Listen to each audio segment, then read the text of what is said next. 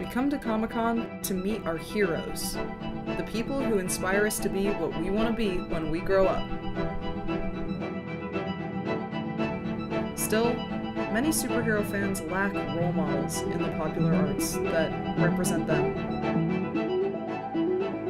There's a lot of more the big old superheroes are like Superman, Spider-Man, and all them. But when you think about superheroes in general, your first thought is a Poison Ivy or something. So I think I would like some more big old faced, more well-known women superheroes and villains. In school, I didn't really learn about any females in science. It didn't seem like something that was accessible for a lot of us.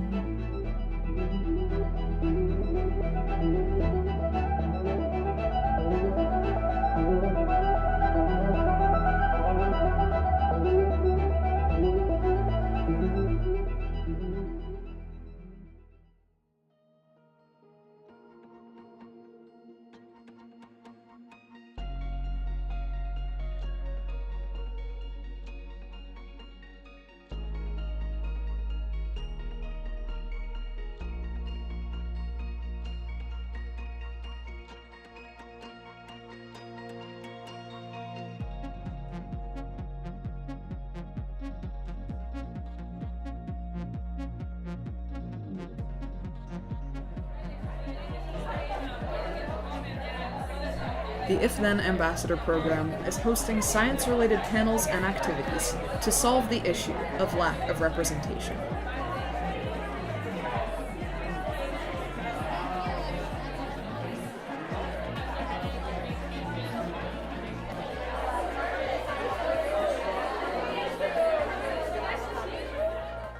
I'm Dr. Corey Lathan, and I'm an inventor, author, scientist, and engineer. I am Ana Maria Porras, and I am a biomedical engineer. I am Dr. Latasia Jones, and I am a neuroscientist. My name is Erica Anderson, and by training, I'm a mechanical engineer and mathematician. But in practice, I work as a reliability engineer in the paper and packaging industry. My name is Mayumi Lorenzo, and I'm 17. I'm a conservation and environmental stewardship apprentice at Cabrillo National Monument, and I've been working with the Ecologic Foundation to help bring STEAM programming to underrepresented groups.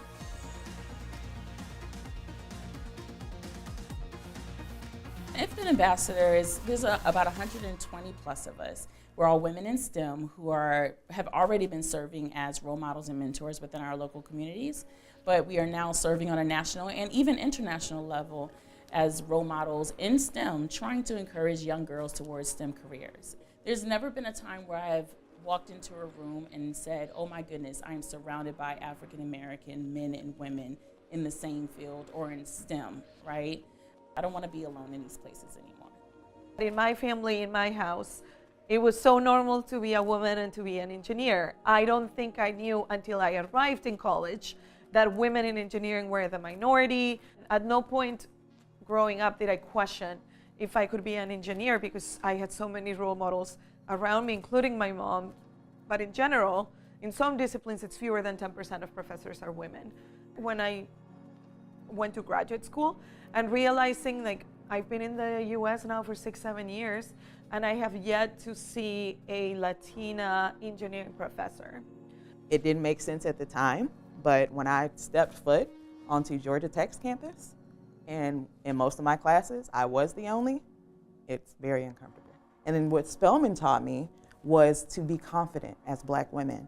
You know, we didn't just take in math classes, I had to take speech classes. I had to learn how to move with this confidence because they knew as women, oftentimes, we get the deficit of the doubt, especially in STEM.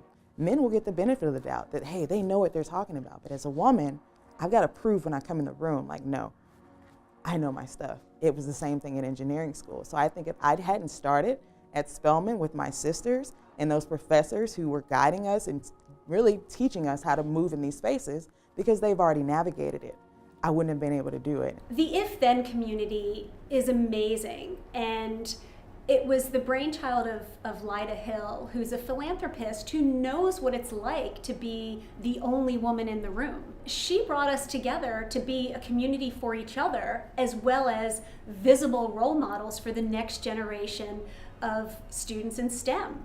She decided to make sure we all had 3D printed statues. And you see here my example by my mini statue. We all have these 3D full-blown, like our heights and everything in a statue showing ourselves and depicting ourselves as women in STEM. And this is a traveling exhibit that's been everywhere from like the Perot Museum in Dallas to the Smithsonian Museum in DC.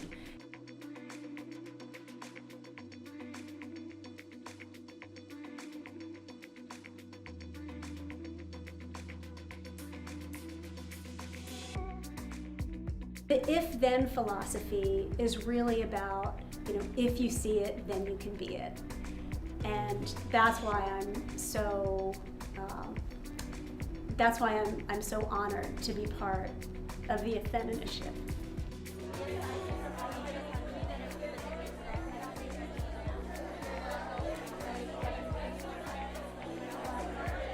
Okay, so this STEM fair today was absolutely amazing. I've actually been doing events like this for almost a decade. And part of that is going back to, I did not know what an engineer was. And I just wish someone had shown me earlier, like, hey, this is what an engineer does. Hey, you wanna do this fun project? Because of my background, I always try to find projects that students can do at home. Here's some paper towels, you get some tape, you get rubber band.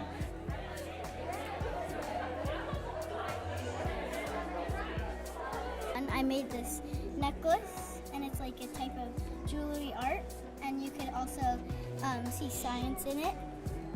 I made some like robots I could program, and I almost wrote my name in the coding thing, and it was really fun. All right, let's see what it does. You're just so creative.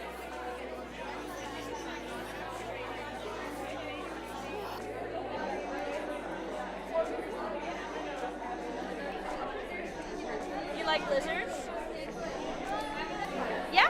You want to take one of these? We made it for you. You can be present. You're so awesome. Thank you so much. It's amazing to be able to serve in this capacity and show myself as a neuroscientist. I love to get my nails done, do my hair. I have a social life and balancing it all while being a nerd and a neuroscientist. And you can do it all. And as a woman, that's one thing we don't get taught enough, is that you can balance all these things. You can accomplish anything you want to accomplish.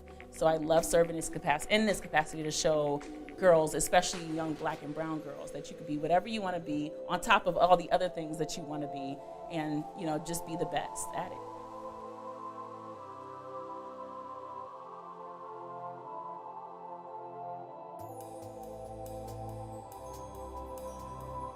My awesome team of panelists and scientists here, introduce yourself. Let's just start with you, Esther, and go down the line. Tell us who you are, what kind of science you do, and what kind of superpower you already have. We have time for one, maybe two more questions. Yeah. Oh my God, that panel I had tears in my eyes. I was wanting to stand up and cheer. The panel was an amazing group of people, their backgrounds, their stories. This is exactly what we need. And it's not fantasy anymore. It's real. It's not fiction anymore. It's real. So that was a phenomenal, I was about to walk out of this. I'm ready to proselytize. This was church. The If Then ambassadors are like the Justice League. We're the superheroes of STEM, inspiring the next generation of kids who want to be scientists, engineers, technologists, mathematicians, artists, makers, inventors, and beyond. We just have to change our perspective and listen to your intuition and what feels right and what doesn't feel right. And sometimes you may be uncomfortable, but feel that passion. If this is something that even at your lowest point, as hard as it is, you still feel that drive, keep going. Seeing role models, so seeing other people, I think that's also the power of the fact that there are 120 or so If Then ambassadors, is that in one of us, I'm sure anybody who looks at our entire collection, I'm sure people will see themselves reflected in at least one of us. All these different paths that we're just not aware of.